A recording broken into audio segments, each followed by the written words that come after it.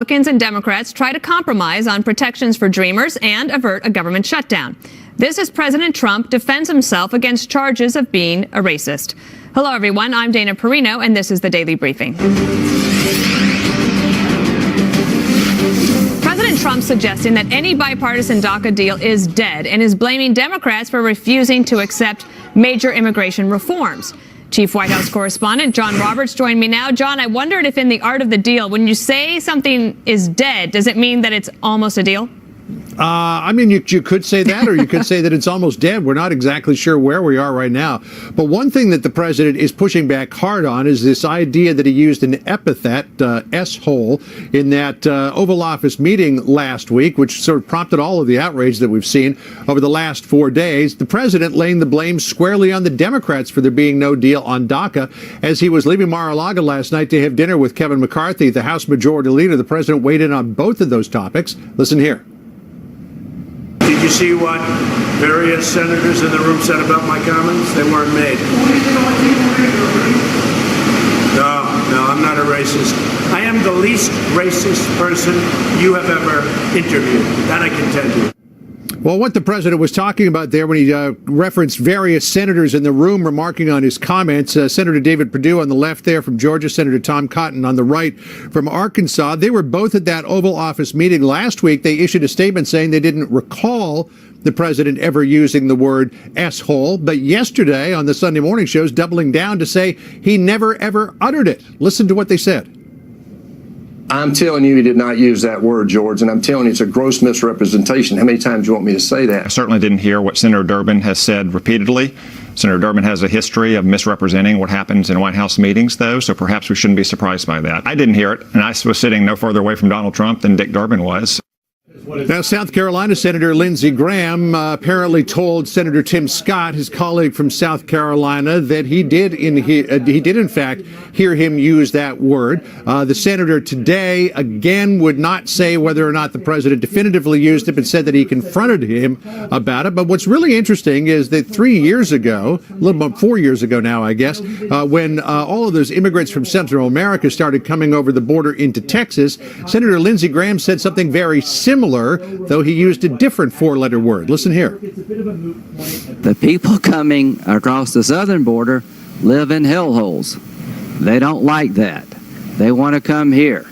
Our problem is we can't have everybody in the world who lives in a hellhole coming to America. We're just going to have to create order out of chaos.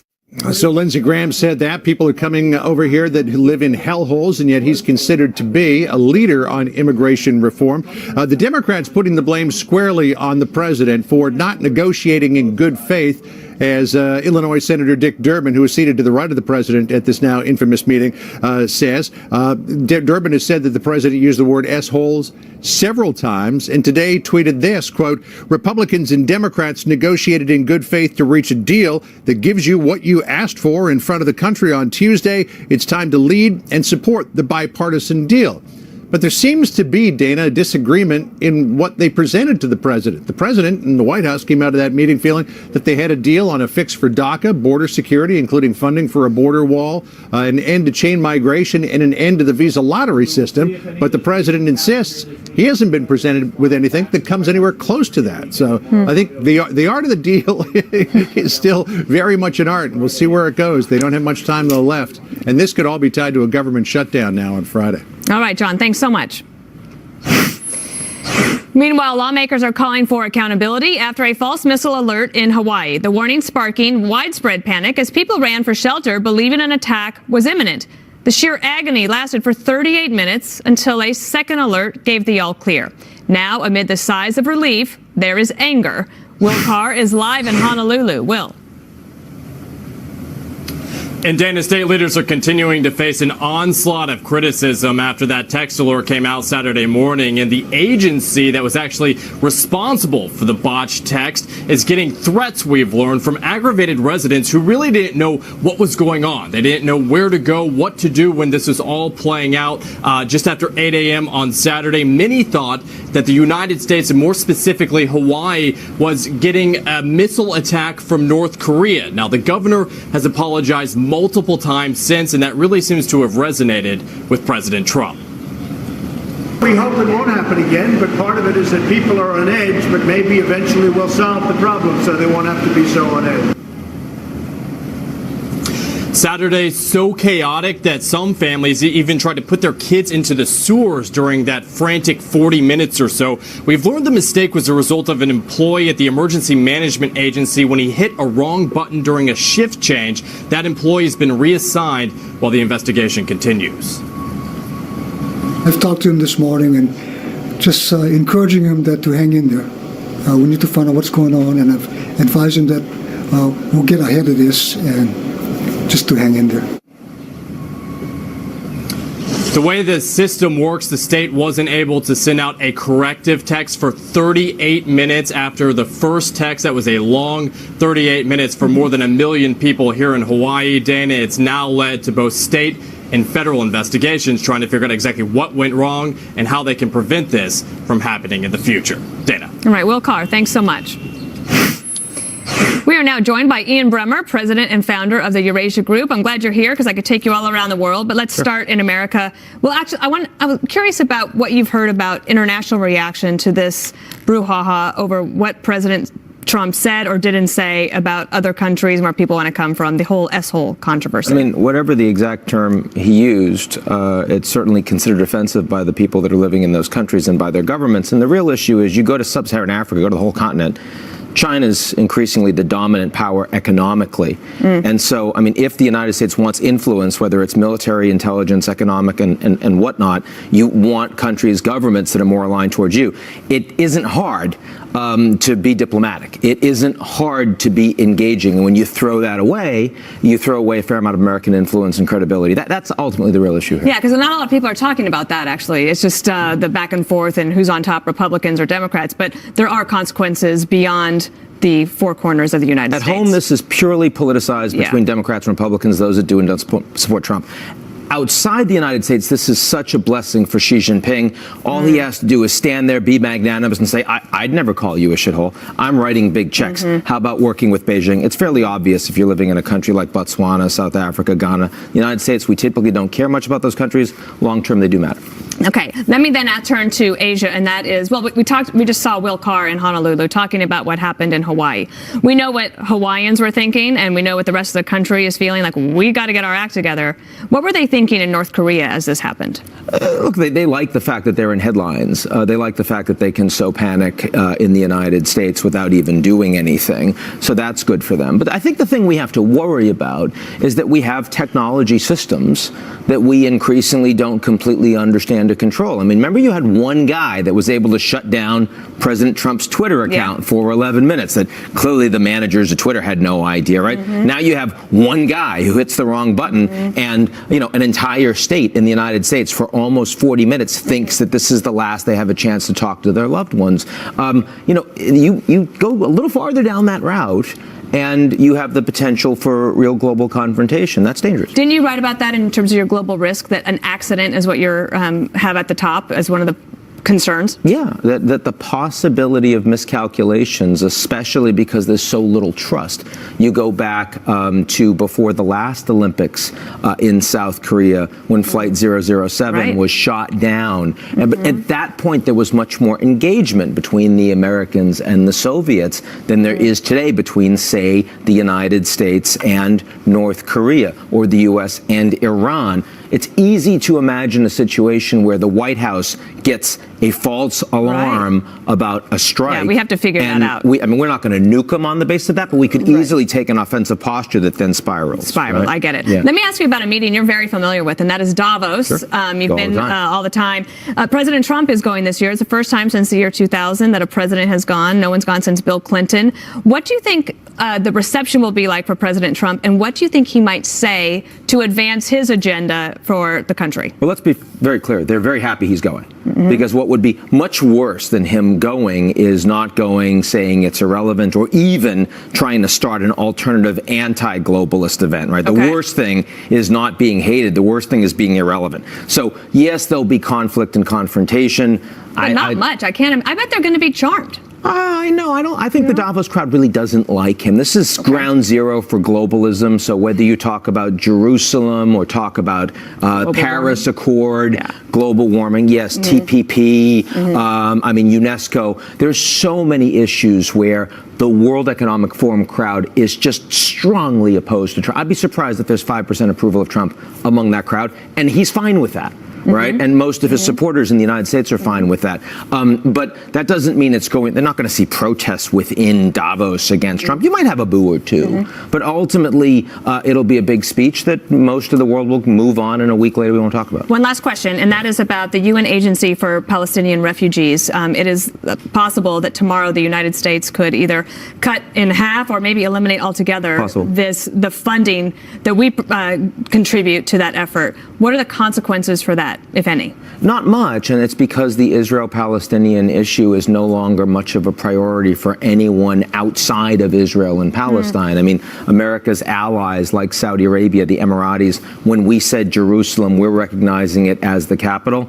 It was just a perfunctory opposition to Trump. So here, I mean, the very sad thing is the Palestinians have just lost any ability to move towards some form of self-determination, and not many people care about it. Wow. All right, Ian Brummer. Sure. All around the world with you.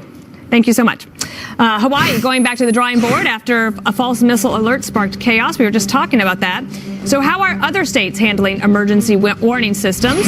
Plus, Kentucky becoming the first state to require many recipients of Medicaid to work in order to receive coverage.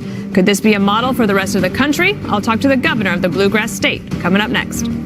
The engagement of an individual, the respect and dignity given to the individual to be able to do for themselves is something that has been missing and needed for a very, very long time. And that's exactly what we're now giving people.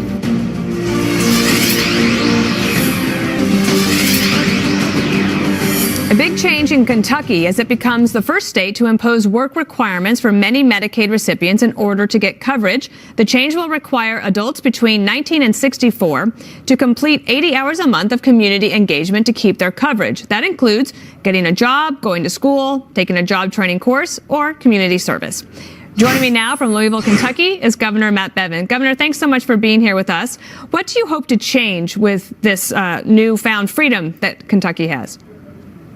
At several levels, we want to have people engaged in their health outcome. It really ultimately will lead to better health outcomes. When people have a vested interest in something, they take it more seriously. They are more involved with it. And so I think having individuals that are capable of working in exchange for the things they receive, infuses them with dignity. And that's something that every human being ultimately desires.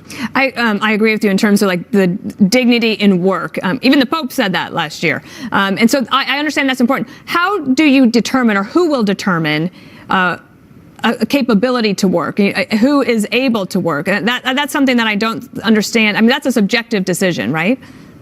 It is to a degree. I mean, bear in mind, when Medicaid was created, it was designed for the medically frail. It was designed for the elderly, for pregnant women, for children, for the blind. It was for folks that truly were infirmed. It has since been expanded to people like you and I, able-bodied, working age, without dependents, needing us to be home caring for them. It is for that latter group that we're talking.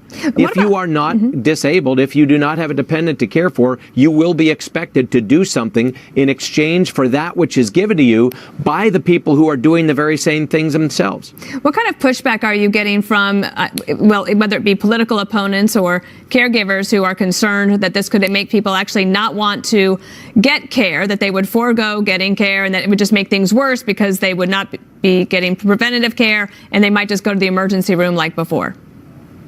Now, again, I don't think that'll be the case. I think people want to work. I've heard good feedback already. I grew up this way, Dana. I grew up well below the poverty level. I had no access to health care until I was in my 20s. I was an active duty Army officer. I know that being treated, as Seema Verma said, who's the administrator of CMS, who said when you treat people with the soft bigotry of low expectations, it's the wrong thing to do. And I agree completely. That is the wrong thing to do. People have the capacity for more. And there are 1,000 hypotheticals about what might happen, what might occur if people don't get engaged. But I am willing to bet on human beings doing what's best for them. Well, there's not just as what's many worst for them. hypotheticals about what might happen if people find out that they can work and that they enjoy it and they have a good reason to get up in the morning. Can I just ask you one other question about what happened? Sure. Not just in Hawaii, of course, there was this false alarm, and the FCC chairman had this to say about what went wrong. Listen. Two things went wrong. Number one, there was a human error, and the state of Hawaii did not have safeguards in place to prevent that human error from causing a false alert to go out. The second problem was that the false alert persisted for 38 minutes, and it took a long time for the State Emergency Management Authority to essentially cancel that alert, to let people know that it was indeed a false alert.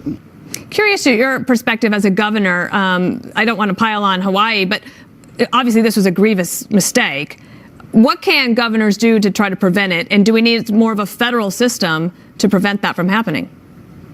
I think states need to work along with federal authorities. It's what we do here in Kentucky. We have three groups, the Homeland Security folks, the National Guard, and the federal, who need to work together. We have redundant systems. We have backup. All three have to confirm something before an alert would go out in this state. We test that system quarterly. So we are well prepared not to replicate this. Part of this is driven by my former experience in the military. This is something I was very involved with, what was at the time a top secret program related to nuclear weapons. And so I have personal experience in why you've got to make sure you get this right. And again, it isn't a function of piling on. I think many states and our nation have learned a lesson. Yes, it would seem to be driven by a particular state's experience, but we should all learn from this and be grateful for the fact that A, it was not an emergency, and that B, we can learn how to be better prepared for these things going forward. All right. Well, I wanted to talk to you last week as well about prison reform, so we'd love to have you come back and tell us about your efforts there, because Kentucky is doing a lot of innovative things. We appreciate you coming on. Kentucky Governor Matt Bevin.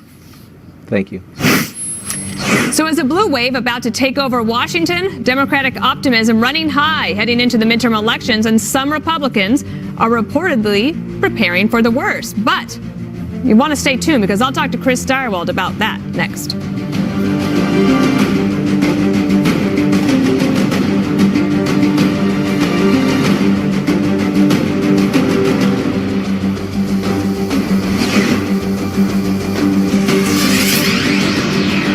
An ominous warning for Republicans and President Trump. Capitol Hill sources telling Axios it's now likely that Democrats will take over the House in the November midterms. Here's why. 8 House Republican chairs have recently announced their retirement. 29 House Republican seats are open, a retirement record for the GOP. Democrats outperformed in all 7 House elections last year. A record number of Democratic women are voting and considering running for office. And recent polls show voters prefer Democrats for Congress by a 10-point margin. Chris Stirewalt is Fox News politics editor and editor of Halftime Report. All that said, Chris, Larry Sabato, the director of the Center for Politics at the University of Virginia, tweeted this. Press and pundits have now progressed to flat predictions of Dems to tsunami in November midterms. Quite possible given Trump, but also premature. Fine to be motivated by good polls, but let 2016 be a cautionary tale. Overconfidence about an election 10 months away can be deadly. Your thoughts? And Dr. Sabato, Professor Sabato, knows from whence he speaks, because he got roasted for a very, very, very strong call for Hillary Clinton right on the eve of the 2016 election. So he remembers the pain, and it is good for us always to be circumspect, right? Both us as journalists, them as political operatives or politicians. It's good to not take these things too much for granted, because what we do, what they do, how the coverage goes, what the stories are, will say a lot about the shape of, is this a wave? Is it a ripple? Is it whatever? There's a lot of football yet to be played. And the NRCC chairman, this is the chairman that's in charge of the House side for Republicans, Steve Stivers, he said this. Our goal from day one of the 2018 cycle was to have strong off-year fundraising performance, and we've done just that, smashing record after record.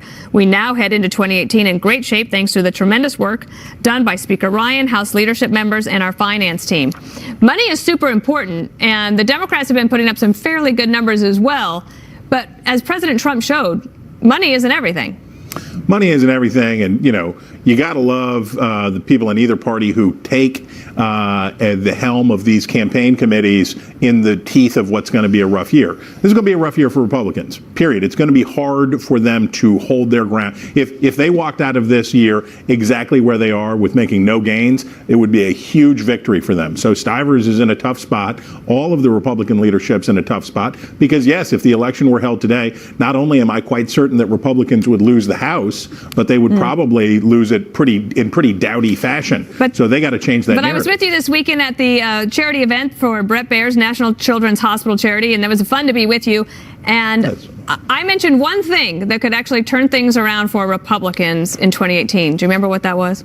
Was it delicious barbecued ribs? It is not. It was if there is a Supreme Court retirement before and you're right. the end of the year. Hundo P, you are right that it would definitely change the calculus of some suburban persuadable voters, conservatives, when it comes to the Senate. I really just asked you that so you could say that I was right.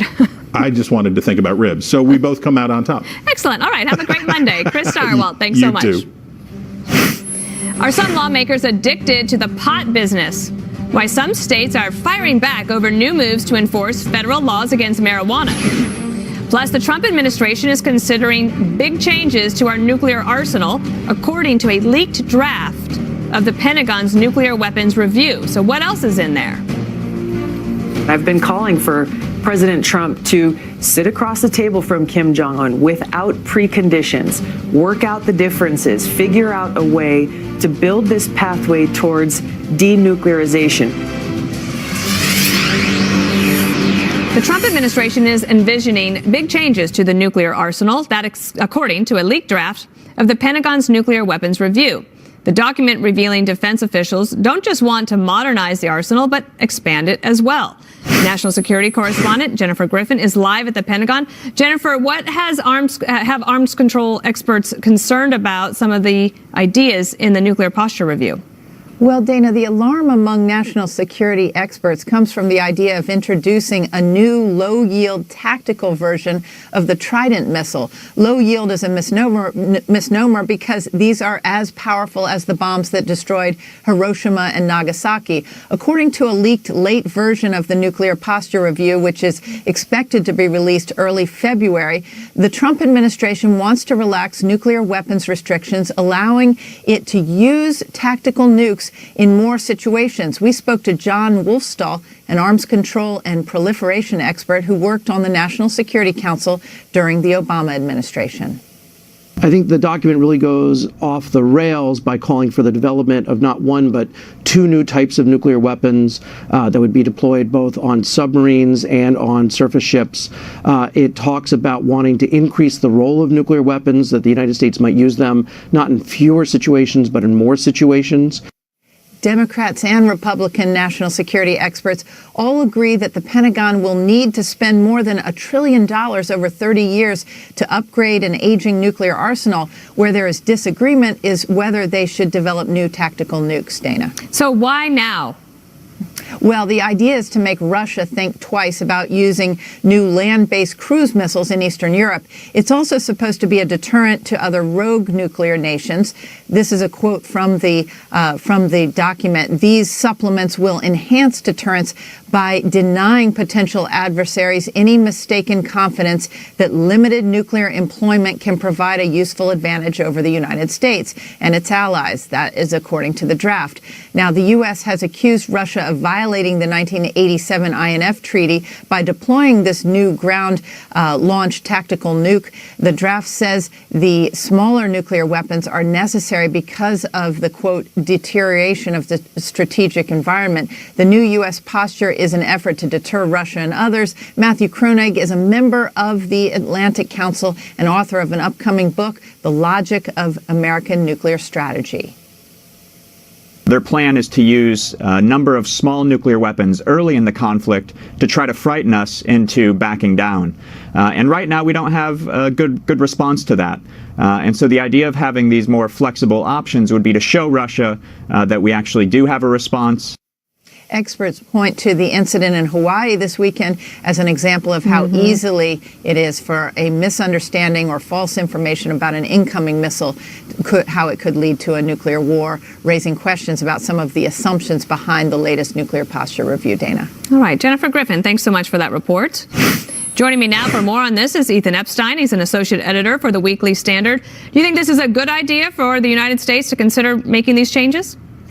Well, I think it is, so long as we keep in mind what the objective is, which, of course, above all, is deterrence. So we need to recall that it's about keeping the peace as opposed to, taking an offensive posture with nuclear weapons. I'd also add just one little irony here in that it kind of is another piece of evidence sort of making the Russia collusion probe look kind of ridiculous, given that it's really about countering Russian aggression, which is not in line with the idea that Trump is sort of a stooge of the Kremlin. Yeah, certainly Vladimir Putin doesn't like it when anyone tries to modernize their own weaponry to defend themselves against his. Let me ask you then also about North Korea, because there was a soundbite earlier in this program from the congresswoman from Hawaii, Tulsi Gabbard, and she was saying she encourages President Trump to sit down and talk with Kim Jong-un about how to solve this problem, and presumably she thinks that means that North Korea would denuclearize. Is that even a possibility at this point? Well, so I think there are two big problems with those suggestions. The first is that Kim Jong-un would even agree to discussions. I mean, he's only now, after years of the South Koreans trying to even get him on the phone, or even to get his underlings on the phone, having them pick up the phone. So I think even if Trump, proposed talks with North Korea, there's no guarantee they would happen. But more fundamentally, no. I don't think there's any way you're going to convince North Korea to disarm, because they've made the strategic calculus that the way to maintain their regime is to have nuclear weapons. I think fundamentally they're probably right about that too, and they'd be foolish to disarm unilaterally. But maybe I think it is wise then for the government to look at the possibility of modernizing our weapons, maybe changing our weapons, doing the things that Jennifer Griffin was talking about in that leaked report, while at the same time trying to seek out a diplomatic solution, not a nuclear solution, a diplomatic solution, so that you can avoid a nuclear problem in the future. Precisely, and obviously these go hand in hand. They're not exclusive. It's not you either have a nuclear deterrent or you have negotiations. In fact, the nuclear deterrent is what allows the negotiations to go forward. I mean, they're the sort of coercive measure that you have. And then let me ask you also, I know that you had been in Seoul, South Korea not too long ago. You probably still have a lot of good friends or contacts there. I do. Their thoughts about the upcoming Olympics and the talks that South Korea and North Korea have recently had? I think, like Americans, Koreans themselves are actually quite politically split. So I have friends that are very hawkish on North Korea and think it's a huge mistake to allow any sort of overtures. But I also have friends that think any sense of unity is a good thing. And something to always keep in mind with Korea is that it was a united nation for thousands of years. I mean, this is really a historically unprecedented split. So there are a lot of Koreans, and you can kind of understand why they like the idea of the two Koreas coming together at something like the Olympics, even if it seems slightly foolish on sort of such a dangerous time in terms of national security. Yeah, I read this weekend that they might field together a women's hockey team for the Olympics. So we'll maybe have you back to give us some color commentary on that. Ethan Epstein. I love that. Thanks. All right. Thank you so much.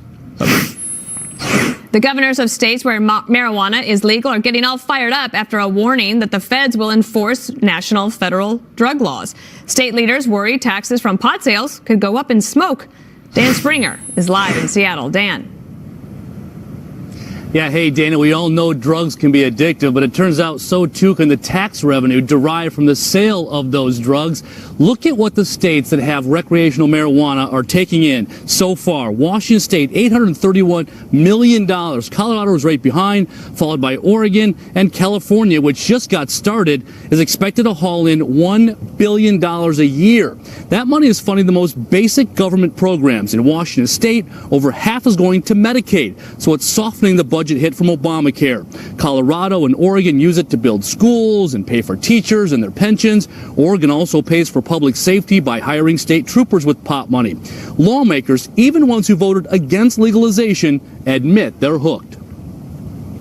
It is a significant amount of revenue, and there's no doubt about it. And it is a factor. It could be said that we're addicted to the money. Well, it is being said, but unlike more stable revenue streams like property taxes, marijuana will always be risky because the federal government still considers it a Schedule I drug, the same as LSD and heroin. And now the uncertainty is even greater after Attorney General Jeff Sessions rescinded the Obama-era policy and replaced it with one urging the federal enforcement of all drug laws. The U.S. attorneys in the states with legal recreational weed have given no indication they will start busting pot businesses, but they could, and that would take a lot of green off the table and blow a hole in state budgets. What lawmakers are doing is becoming reliant on this new revenue which is showing up, and they're starting to devote it to essential state programs, even though they don't know what the future of this revenue is going to be. One place the money is not going to in Washington state, despite campaign promises, is into drug treatment, and there is an indication that more people are using pot, including young people. Dana? All right, Dan Springer, thank you. Well, it's the Reverend Dr. Martin Luther King Jr.'s birthday today, a day America pays tribute to the fallen civil rights hero. And at a wreath-laying ceremony at the MLK Jr. Memorial in Washington, FBI Director Chris Wray praised Dr. King, saying his words are just as important today, explaining, quote, that we made progress as a nation over the last 50 years, but we still haven't reached the mountaintop that King referenced so eloquently. The deadline to prevent a government shutdown is now just days away. Will Democrats